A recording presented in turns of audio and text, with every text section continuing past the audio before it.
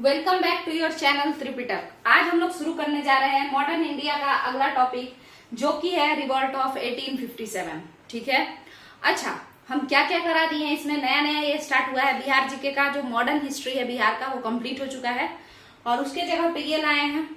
तो शुरू करते हैं। और इसमें मुस्लिम लीग हो चुका है, सूरत स्प्लिट हो चुका है और आपका स्वदेशी आंदोलन हो चुका है इसमें। और ये है आपका रिवॉल्ट ऑफ 1857। एक कांग्रेस वाला जो है, कांग्रेस सेशन कितना हुआ, कब बना कांग्रेस, ये वाला एक करेंगे। उसके बाद लगातार लेके आगे चलते जाएंगे, जितना भी मूवमेंट वगैरह हुआ है सारा। चलिए देखते हैं, आप लोग खुद बताइएगा, हम समझाने का कोशिश करेंगे। शुरू करते हैं। देखिए सबसे पहला बात है 1857 की क्रांति। क्या बात है? 1857 की क्रांति। अच्छा, तो ये क्रांति अचानक से कैसे हुई, क्या कारण था इसका? तो इसका जो कारण था वो ये था कि जो कार्ट्रिजेस थे ना, ग्रीज्ड थे वो, मतलब कारतूसों पे यानी कार्ट्रिजेस पे सुअर और गाय की चर्बी लगी हुई थी, है ना। इसी कारण से 1857 की क्रांति हुई। तो पहला कारण या मुख्य कारण नहीं करके हम ये कह सकते हैं तात्कालिक कारण। तात्कालिक कहिए या तत्कालिक कहिए। तो तत्कालिक कारण जो है वो ये है कि उसपे सुअर और गाय की चर्बी लगी हुई थी, सैनिक उसको यूज नहीं करना चाहते थे और जबरदस्ती कहा जा रहा था कि भाई यूज करो। तो इसी वजह से सैनिक बोले कि नहीं यूज करेंगे और यही कांड हो गया। मगर एक सिर्फ इस छोटे से बात से इतना बड़ा बवाल नहीं हो सकता है। पूरा मान के चलिए सैनिक विद्रोह थोड़े था। 1857 की क्रांति मात्र सैनिक विद्रोह था क्या? ऐसी बात नहीं है, राजा लोग भी लड़ने आए थे। इसके अलावा आम जनता भी पूरा सपोर्ट दिया था। क्लियर है? तो शुरू करते हैं।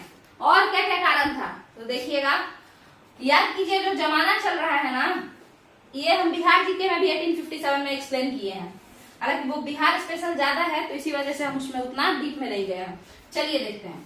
तो सबसे पहले याद कीजिए 1857 यहाँ हम लिखते हैं और कारण को डिस्कस करते हैं। ये 1857 पहला तो वो सुअर और गाय का चर्बी, पहला कारण। दूसरा कारण हम लोग कह सकते हैं कि 1857 के एक साल जस्ट पहले 1856 में विधवा पुनर्विवाह यानी विडो रीमैरिज अलाउ किया गया था।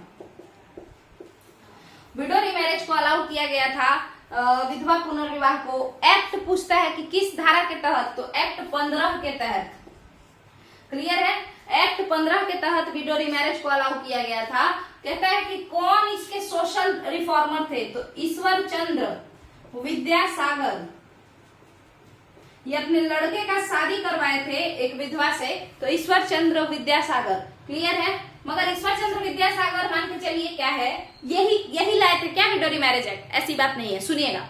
मान के चलिए कि हम करप्शन के खिलाफ बैठ जाएं और नारेबाजी करने लगे, करप्शन खराब है, और ये बात सुन करके मोदी सरकार करप्शन के खिलाफ एक एक्ट ले आए, तो हम सोशल रिफॉर्मर कहलाएंगे। बट हम लाए नहीं है एक्ट। कौन लाए? जो गवर्नमेंट है वो। तो उस समय की जो सरकार थी तो वो हेड कौन था? 1856 के समय जब विडो रीमैरिज एक्ट पास होता है, उस समय वाइसरॉय जो होते हैं वो कैनिंग बन जाते हैं। कौन बन जाते हैं? वाइसरॉय कैनिंग बन जाते हैं। किस समय? जिस समय विडो रीमैरिज एक्ट पास होता है। मतलब जब विडो रीमैरिज बिल आता है ना, बिल नियम, तो उस समय तो लॉर्ड डलहौजी रहता है और ये पूरा सपोर्ट करता है कि हाँ विधवा पुनर्विवाह होना चाहिए। कौन? डलहौजी।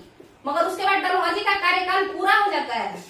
जिस समय ये एक्ट पास हो जाता है, पास होने वाला रहता है, उस समय डलहौजी चला जाता है वापस लंदन और आ जाते हैं उसके स्थान पर कैनिंग।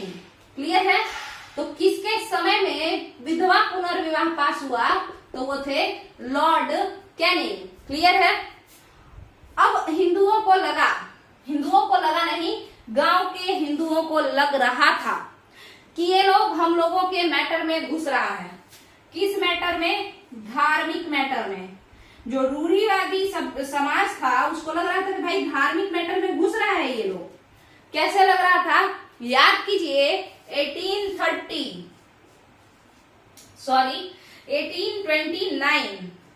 1829 में सती प्रथा का अंत होता है। सती प्रथा कौन से समाज का कुरीति था? तो ये हिंदू समाज की ही एक कुरीति थी, जिस कारण से हिंदुओं को इसी समय से लग रहा है कि जो अंग्रेज हैं वो हमारे धार्मिक मामले में बिना मतलब का हस्तक्षेप कर रहे हैं, और जो हम लोग टॉर्चर कर रहे हैं किसी को, उसको टॉर्चर करने में बेफिजूल में रोक रहे हैं। तो सती प्रथा का अंत 1829 में कौन किया बताइए? तो एबोलिशन ऑफ सती जो हुआ एक्ट 17 के तहत हुआ, 17 के तहत, और वो जो किए वो थे William Bentinck, Lord William Bentinck. But Lord William Bentinck जो थे वो तो किए, उनको पता कैसे चला कि इस टाइप का कोई प्रॉब्लम भी है? उनको आखिर कैसे पता चला बेंटिक साहब को कि ऐसा कोई प्रॉब्लम भी है जो हिंदू सोसाइटी झेल रहा है?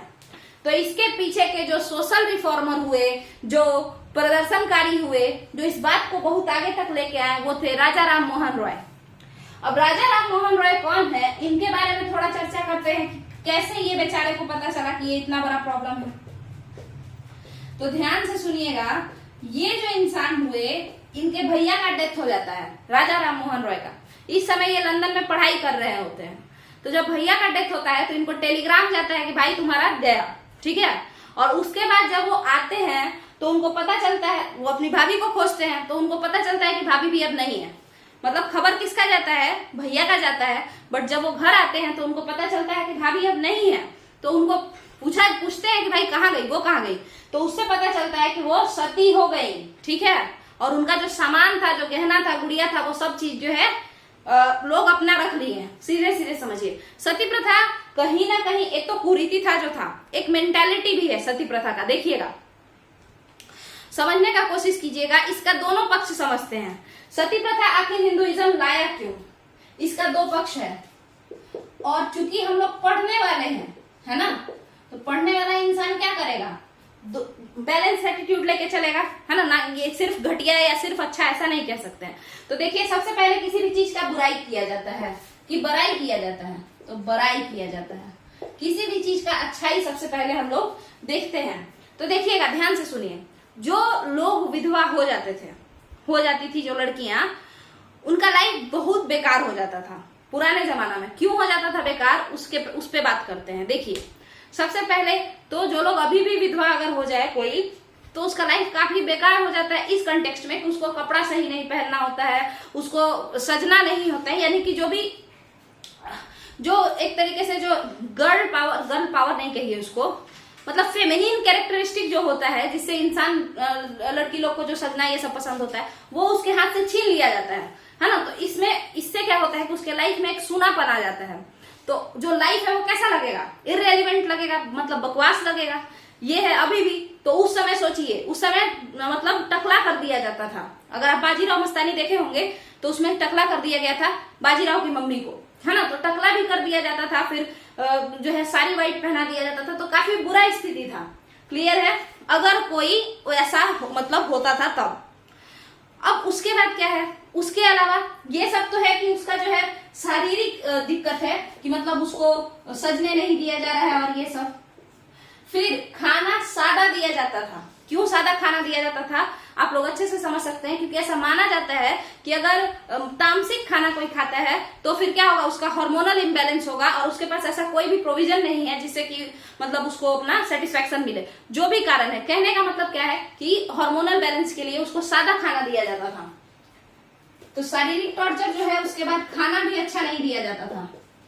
इसके अलावा सोने के लिए व्यवस्था सही से नहीं होता था, नीचे सो, ऐसे करो वैसे करो, मतलब टॉर्चरस लाइफ कर दिया जाता था। ये क्लियर है? और अब ये सब जो था, ये सारा चीज, इतना सारा चीज कोई झेल रहा है तो वो किसी लिए जिंदा है? वो जिंदा रह के ऐसा इंसान क्या करेगा? तो इसीलिए कुछ सोशल रिफॉर्मर, नहीं कह के कहिए ऑर्थोडॉक्स सोसाइटी, कुछ ऑर्थोडॉक्स लोग कहें, सोचें, अच्छे ऑर्थोडॉक्स, रूढ़िवादी में भी अच्छे, लालची नहीं, अच्छे, वो लोग ये सोचें कि इतना टॉर्चर अगर लड़की सहेगी, इससे अच्छा तो मर ही जाए, है ना। तो इसीलिए सती प्रथा आया। इसके अलावा और समझिए, इन सारे प्रॉब्लम के अलावा क्या था, लड़कियां जो है अपने हस्बैंड के साथ सेफ रहती थी।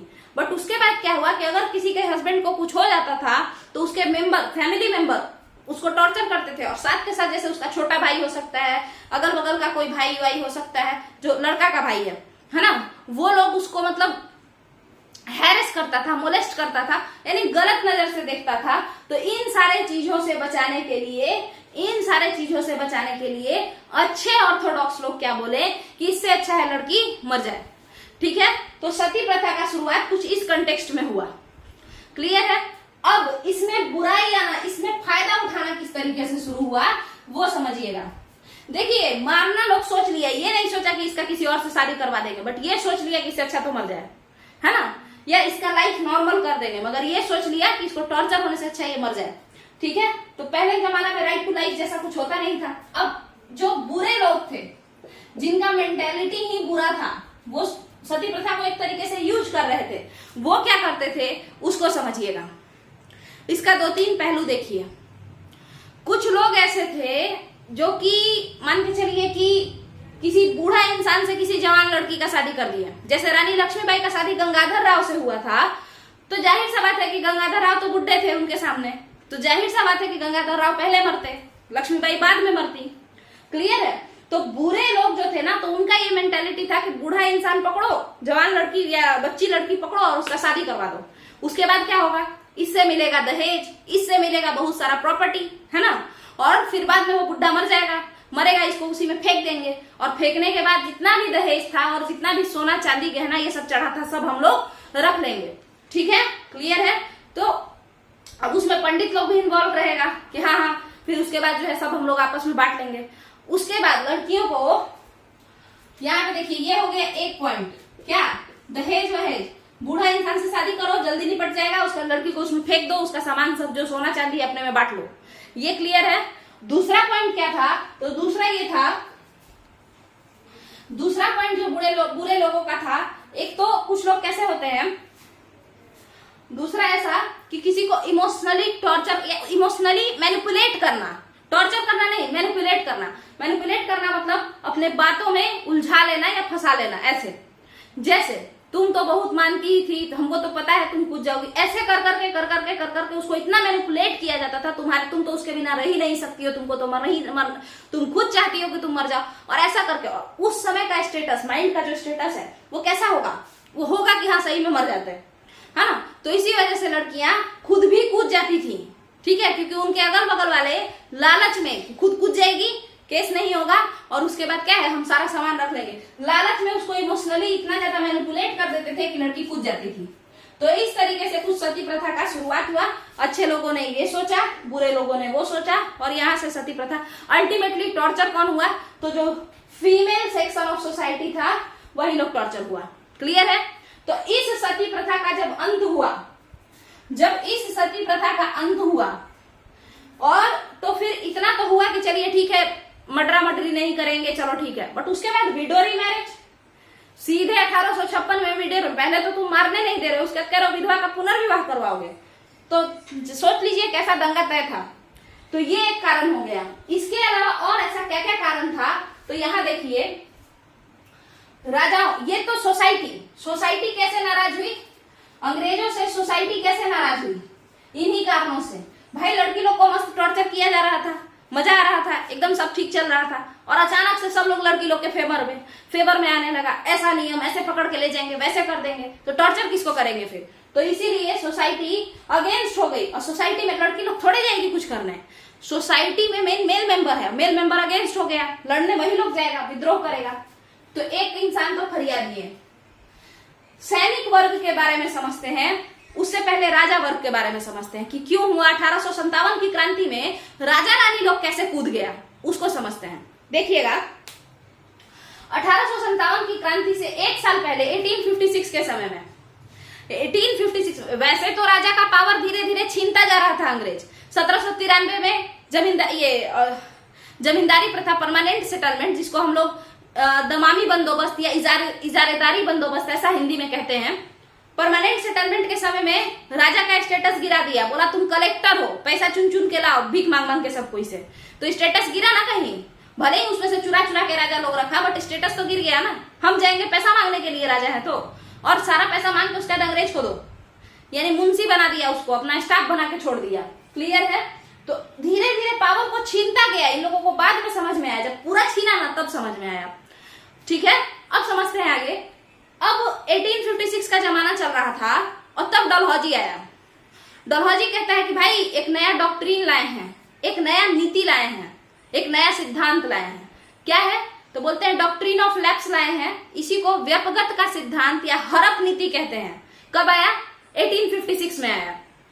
तो कहा डलहौजी कि देखो बाबू, जिन लोगों का, जिन राजा का अपना बच्चा नहीं होगा, वो अडॉप्टेड चाइल्ड होगा उसका, यानी दत्तक पुत्र होगा, उसको प्रॉपर्टी इनहेरिट नहीं किया जाएगा। मतलब उसके दत्तक पुत्र को, उसके अडॉप्टेड सन को वो जो साम्राज्य है वो नहीं मिलेगा। अंग्रेज सरकार उस साम्राज्य को हड़प लेगी। इसीलिए इस नीति को क्या कहा गया? हड़प नीति। पहला कारण। दूसरा बोला कि अगर कोई राजा सक्षम नहीं होगा क्या चलाने में, राज्य चलाने में, अय्यासी करेगा, बिना मतलब का नौटंकी करेगा, तो ऐसे राजा से साम्राज्य हड़प लिया जाएगा। क्लियर है? चलिए, तो इस तरीके से आता है हड़प नीति। और इस तरीके से वे राजा जो अंग्रेजों के साथ चाय पानी करके खुश रहते थे, इन लोगों पे भी ग्रहण लग जाता है। अब सबके मन में टेंशन। क्यों? क्योंकि जाहिर सा बात है, बूढ़ा राजा और जवान रानी, बच्चा कहाँ से होगा? तो ज्यादातर लोगों को बच्चा गोद लेना पड़ता था, राजा से बच्चा हो नहीं पाता था। तो बहुत सारे राजा लोग टेंशन में, और बहुत सारा किंगडम भी छीन लिया गया। तो पहला हड़प नीति में कौन किंगडम छिनाया? तो वो था सतारा, जो कि महाराष्ट्र का था। तो इससे आपको क्या पता चला होगा कि महाराष्ट्र वाले राजा का बच्चा नहीं था, महाराष्ट्र वाले राजा को बच्चा नहीं होगा, इसी वजह से छिना गया। और उसके बाद ऐसे ही करते करते करते करते सब में डर, एकदम डर का माहौल, मगर लोग अंदर से एकदम खुन्नस में भरे हुए। राजा लोग एकदम खुन्नस में भरे हुए कि क्यों छीन रहा है, बच्चा तो होगा नहीं हमसे, ऊपर से राज्य भी जा रहा है। क्लियर है? अब समझते हैं आगे क्या हुआ। जब राजा लोग से छीना जाने लगा, अब इन लोगों के मन में कुछ दिमागी आइडिया ही नहीं आ रहा था कि कैसे अंग्रेजों को हराया जाए, कैसे इनको यहां से भगाया जाए। तब हुआ कि चलो अफवाह फैलाते हैं। तो अफवाह फैलाने में कई तरीके का आया। अब इस अफवाह को भी हम अफवाह नहीं कह सकते हैं, इसका भी दो पहलू। एक कहेंगे कि अफवाह था और एक कहेंगे कि सच था।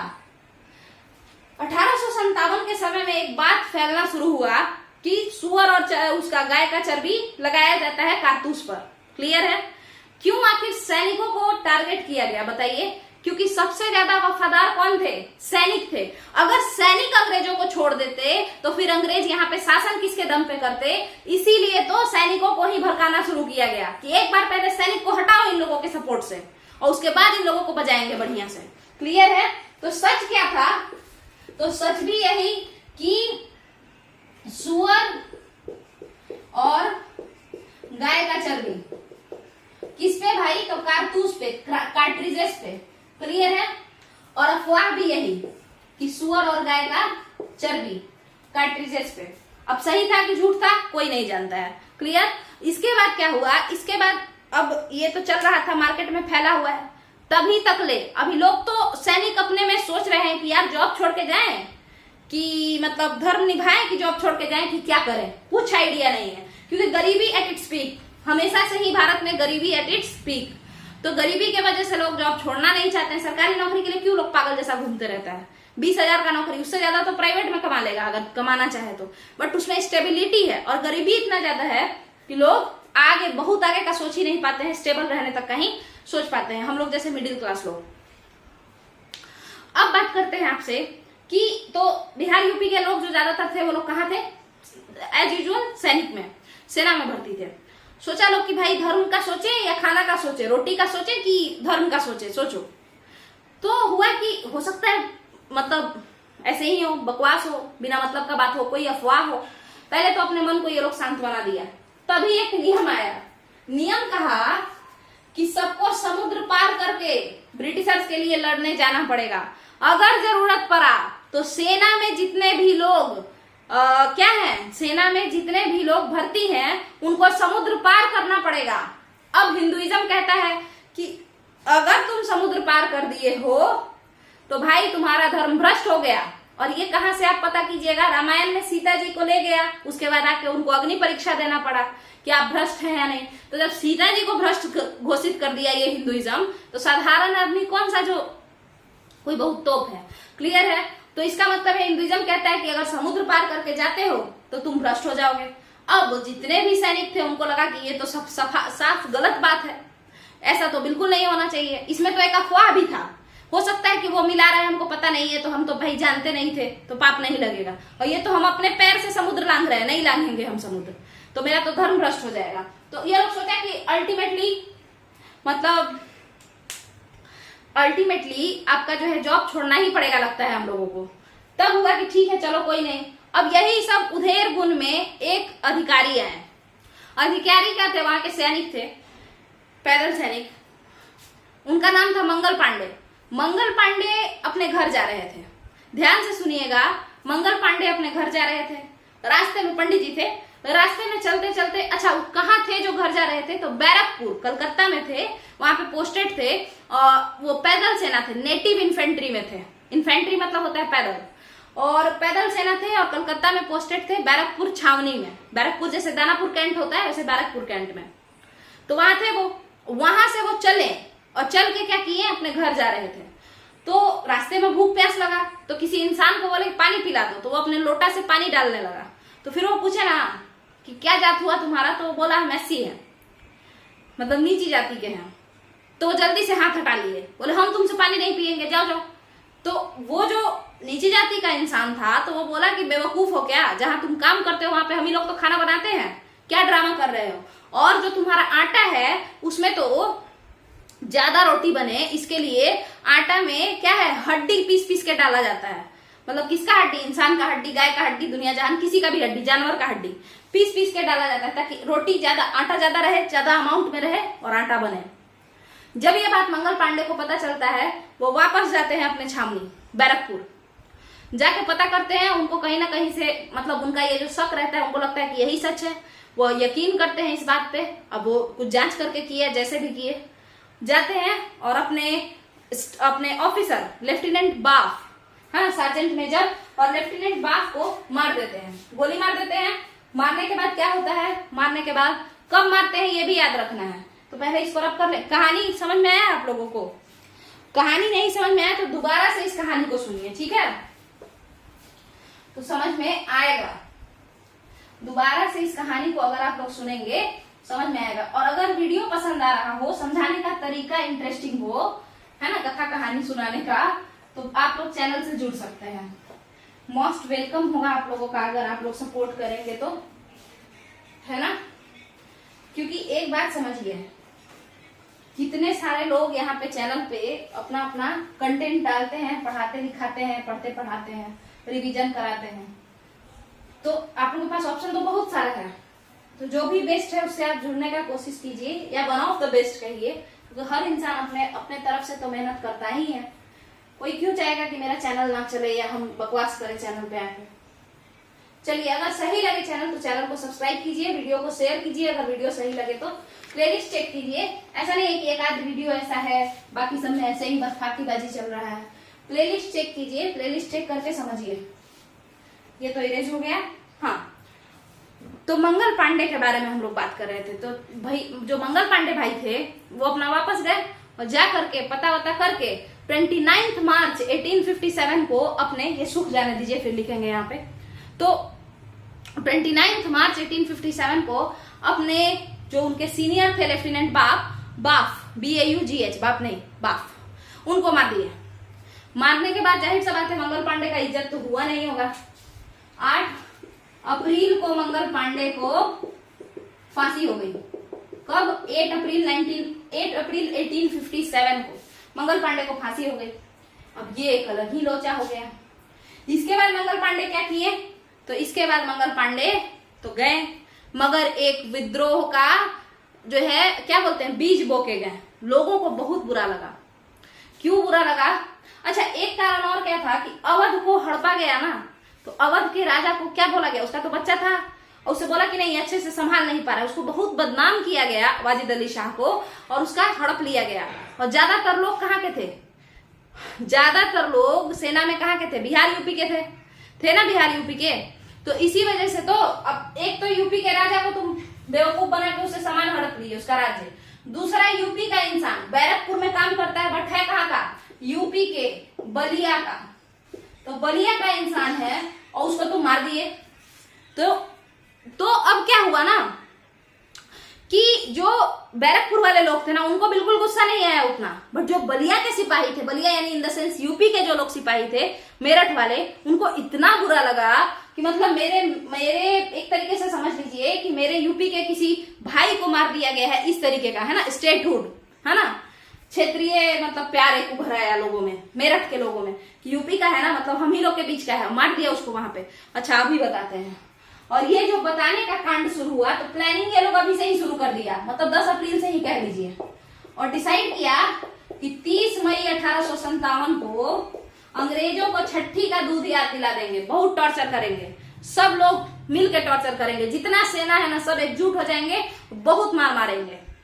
अब हुआ कि भाई सबसे ज्यादा सेना कहाँ का होता है, तो सिख रेजिमेंट, गोरखा रेजिमेंट और बिहार यूपी वाले, यही सब ना होता है, सबको एकदम बोलेंगे। अब ये जो थे आपके मेरठ वाले जो लोग थे, जो मंगल पांडे के भाईचारा में, प्यार में एकदम पागल हो गए और बोले कि अब झगड़ा होके ही रहेगा, क्योंकि यूपी का भाई को मारा गया है, हम लोग के बीच का कोई है, ठीक है।